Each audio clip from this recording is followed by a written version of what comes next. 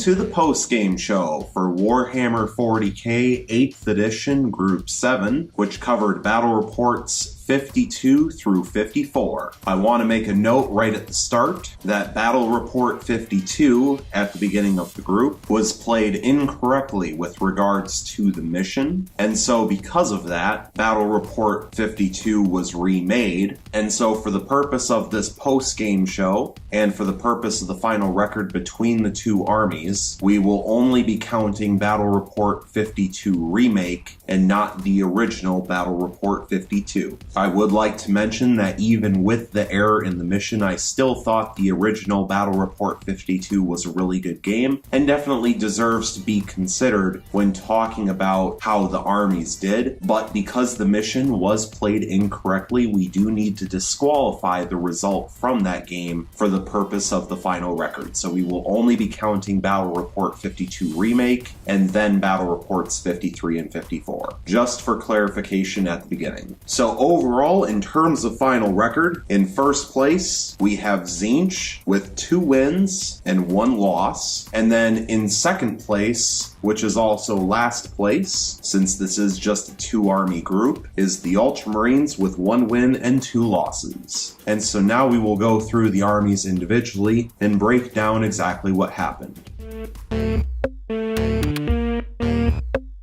And so we will begin by breaking down the Tzeentch army, who ended up in first place with 2 wins and 1 loss. Within the group, they ended up achieving 21 victory points total and had 19 victory points scored against them total for an overall +2 victory point differential. Of course, this victory point differential just comes from the first 2 missions played, Contact Lost and Dominate and Destroy, because the Relic does not utilize victory points. I will say overall, I thought that this Tzeentch army was pretty good. The utilization of 3,000 Suns Demon Princes with wings definitely made a huge difference. I think the only reason they actually won this group was because those were Thousand Suns Demon Princes and not Chaos Demon of Tzeentch Demon Princes, because between Death to the False Emperor and then access to the Dark Hereticus Discipline within the Thousand Suns Codex is, I think, what gave them the edge in order to beat the Ultramarines in both Dominate and Destroy and the Relic. Because with Warp Time being able to give one of the Demon Princes effectively an extra movement phase meant that pretty much every game they were in combat turn 1, regardless of whether their opponent moved up or not. Also, Diabolic Strength made it so that the Demon Princes were actually effective against the Land Raiders. It didn't guarantee wound rolls, but it certainly helped. And then combined with the extra attack from Diabolic Strength and Death to the False Emperor meant that they were getting 10 attacks from the Diabolic Strength Demon Prince on a regular basis, instead of only 7 or 8. I will say that I felt like it was a good choice to bring the Lord of Change with the Rod of Sorcery instead of the Baleful Sword. The +1 strength from the Baleful Sword would not have helped that Lord of Change against anyone except Guilliman, but even then, the negative modifier of -1 to hit rolls would have negated the +1 strength. So overall, I think it was the right choice to not bring the Baleful Sword. Whether or not the Rod of Sorcery helped, I'm not quite so sure, because most of the time he was within 18 inches when attempting to manifest Smite, which meant that having an increased Smite range did not make a difference in this group. So potentially could have not taken any upgrade on the Lord of Change and just the Impossible Robe for Hellforged Artifact, and could have saved the 10 points for potentially something else, but that's okay. Kairos Fateweaver pretty much did what he needed to do, but he is so overpriced for what he brings that I feel like he did okay, but there's probably other things that could have been brought instead. The Screamers did okay, although they did tend to die a little bit too quickly. Maybe a squad of 9 would have been better, which brings me into some things that I would change about this particular Tzeentch list, and that would be the Soul Grinder really was not worth bringing. And to be honest, neither was the Fluxmaster. Although a couple times the +1 strength when added to the King Horrors and their Coruscating Flames did actually make a difference in the shooting phase, but for the most part, the Fluxmaster wasn't really worth all that much. I would say remove the Soul Grinder and the Fluxmaster and bring a second Lord of Change with no upgrades. or have the second Lord of Change have a Rod of Sorcery, and then give him the Everstav as a Hellforged artifact, while the first Lord of Change with the Impossible Robe doesn't have any upgrades. And then that way they can both have a Hellforged artifact. You'd obviously have to use that stratagem that allows you to take an extra Hellforged artifact for 1 command point. You'd have to use that each game, but that's what I did for this group, and it did okay. So I would say get rid of the Soul Grinder and the Fluxmaster and take a second Lord of Change, because that way you get another Psychic unit with a Psychic test bonus. The Fluxmaster really was missing a Psychic test bonus. And then you can cast 2 Psychic powers a turn instead of just 1. Your Toughness 7 instead of Toughness 3, which, by the way, was a problem for that Fluxmaster. I'm not sure why a model riding a Disc of Tzeentch is only Toughness 3 and not Toughness 4. But I feel like that really actually caused some problems for the Fluxmaster. If he got locked in combat with someone, he was most likely dead. And the fact that he only has 2 attacks and his Ritual Dagger really isn't all that good. His only use was providing that +1 to strength characteristic bonus to nearby units. That, and he was an extra unit to cast Smite, but there are so many better ways to bring that. So I would say get rid of the Soul Grinder and the Fluxmaster and take another Lord of Change instead. The other change I would make is the Pink Horrors did pretty good, but I think they probably could have gotten away with bringing a single Pink Horror who gets upgraded to an Iridescent Horror, and then 9 pairs of Brimstone Horrors for a squad of 10 in total, because that way you would save yourself 36 points a squad. And I would maybe have done that on the 2 squads that didn't have the instrument and the demonic icon. I would keep the 1 squad of 10 Pink Horrors with the instrument and demonic icon so that they can move up and maybe try to get into combat or something, because they're more likely to be pushing into the enemy lines. But the 2 squads that don't have the demonic icon and the instrument of chaos were really just sitting back and holding objectives for Battle Report 52 and Battle Report 53. And they didn't really need the 4-up invulnerable saves for that. They really could have just sat back and held the objective markers and been done with it. I think Brimstone Horrors have a 6-up armor save, although I'm not sure off the top of my head about that. But if they do have a 6-up armor save, you could put them in cover, and then you'd have a 5-up armor save thanks to the +1 from being in a crater or ruin or whatever, which would make them a little bit more survivable than just the 6-up invulnerable save. And that could potentially be useful. But certainly do that with 2 of the squads at a savings of 36 points apiece,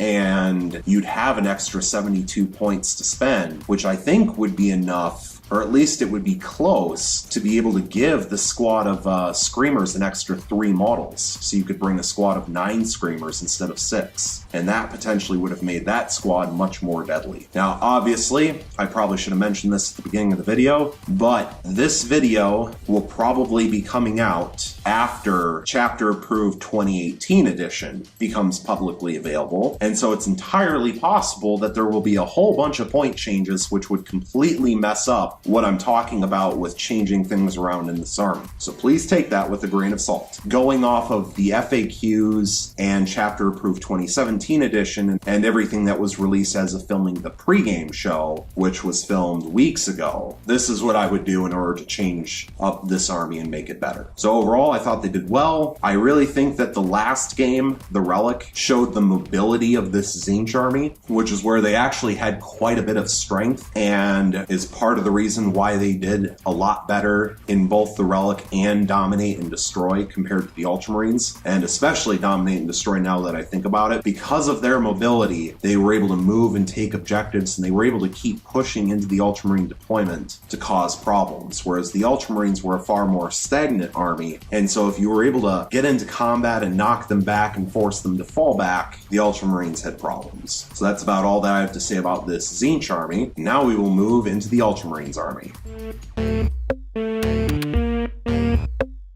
And so now for the breakdown of the Ultramarines army. Obviously they had 1 win and 2 losses. They achieved 19 victory points in total, and they had 21 victory points scored against them for a -2 victory point differential total. They also managed to lose the Relic right at the end of that game, although to be fair, had the dice roll ended that game at the end of Battle Round 5, the Ultramarines would have won. So I shouldn't be too hard on them for this losing record. I think overall this Ultramarines listed okay. However, it did not do amazing, and for as much firepower as they had, especially with last cannons, they did not do quite enough on a game-to-game basis against the 4-up invulnerable saves of Tzeentch. I think had this Ultramarines list gone up against a Khorne list or a Slaanesh list, they would have done a lot better because they would have gotten past more invulnerable saves. However, they did not play Slaanesh or Khorne, they played Tzeentch, and so we have to deal with the matchup that they were given. And overall, they did okay, but two big problems. One, they're too slow. They didn't have enough mobility in order to deal with Tzeentch in the Dominate and Destroy mission, especially since they got the deployment map, which was divided into quadrants with a circle in the middle, and two of the objective markers were in the non-inhabited quadrants, which of course meant that when they tried to go for it, one of the objective markers that was out in no man's land with one of the tactical marine squads had to advance 2 turns in a row to try to get within 3 inches of the center, which meant that a whole tactical marine squad was made unable to fire for 2 turns, and then it just got wiped out, thanks to some screamers. And then Tzeentch took over that objective marker, which did not help the Ultramarines at all. So first problem that this Ultramarines list has is they are not very quick. They don't have a lot of mobility. The second issue, and this is more so an issue with GW's decision of what to give certain units in terms of rules. The fact that the Land Raiders could be charged and then all they could do is fall back, but they could not shoot, was a huge detriment to this Ultramarines list. Now, I realize that the Land Raiders are not Titanic,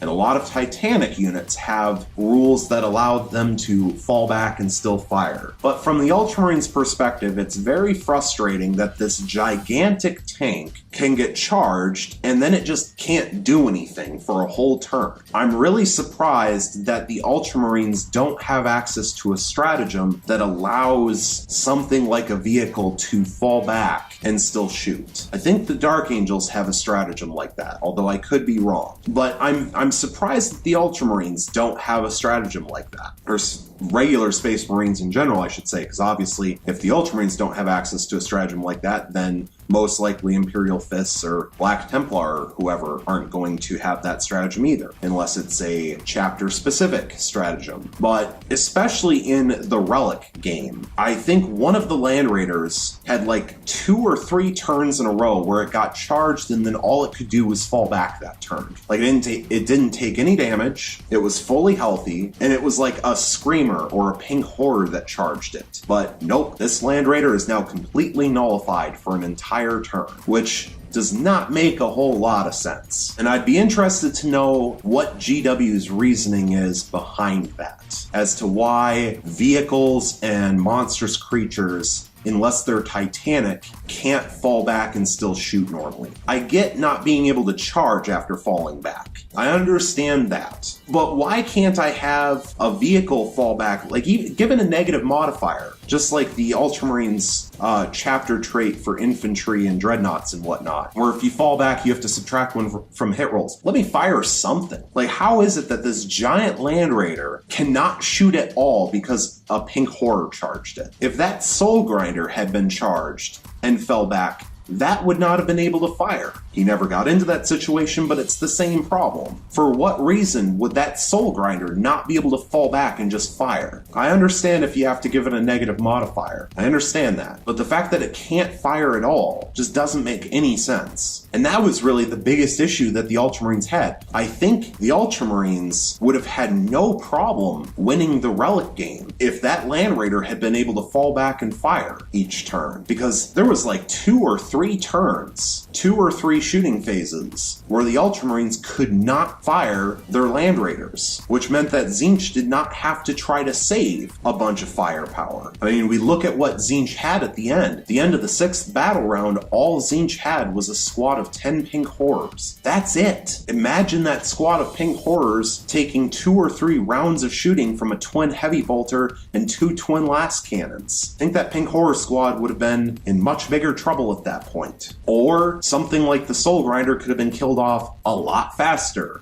which would have meant other units would not have been engaged or been killed off as quickly. Because that Soul Grinder managed to make it across the battlefield and in a single fight phase killed off like 4 tactical marines from one of the tactical marine squads, and then piled in and forced that same tactical marine squad to fall back the next turn, which meant they had to subtract 1 from hit rolls for falling back. And I think I actually messed up something with that last cannon now that I think about it, because he also should have subtracted 1 from moving and firing a heavy weapon, and I think I forgot that. So I do apologize about that if I did in fact forget that. But situations like that would not have happened as easily if the Ultramarines had at least some access to the shooting firepower from their land raiders even after falling back. So what would I change about this particular Ultramarines army? To be honest, I'm not sure that there's much that I can. Not if I still want to bring Guilliman and 2 land raiders with a squad of Centurions inside. So I think, unfortunately, this Ultramarines list was about as min-maxed as possible for bringing Guilliman, 2 land raiders, 2 squads of 3 Centurions, which is really what I wanted to bring.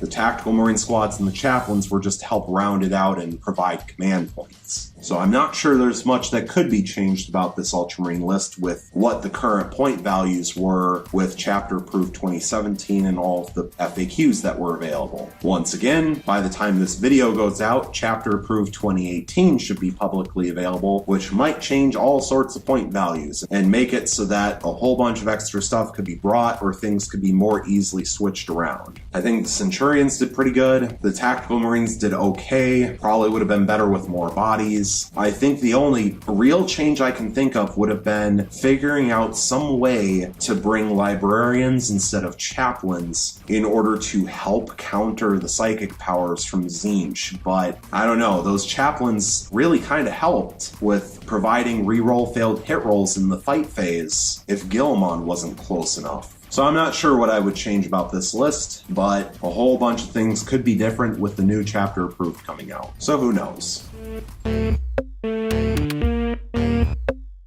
So now going into my final thoughts overall on this particular group, I thought it was pretty close. I thought the armies were decently matched. The Ultramarines certainly had a couple more problems than Tzeentch, but I did not bring the most optimized Tzeentch list, to be honest, and so I think it worked out. As I mentioned, the Relic changed who was going to win thanks to rolling a 3-up and continuing into Battle Round 6, and so because of that, I think both sides definitely had an opportunity to win the group. Had the Relic game ended at the end of the 5th battle round, we would have declared the Ultramarines the winner of this group with 2 wins and 1 loss, and instead it's the opposite. So overall pretty close. Sometime in the future I might do a rematch between these two with some other armies involved with the new point values from Chapter Approved 2018 just to see what can be better optimized. But overall I thought it was decent. I hope it was interesting. Please let me know in the comments down below what you would change about either or both armies, keeping in mind Chapter Approved 2017 edition point values. That is important. Or tell me what you would bring with the new 2018 point values. Obviously, if I do a rematch in the future, I will need some ideas about what to bring, especially if both sides get significant point reductions. I think I heard something that Land Raiders were going to go down in points a little bit, so that could be interesting. So thank you so much for watching. I really hope you enjoyed, and stay tuned for the next one.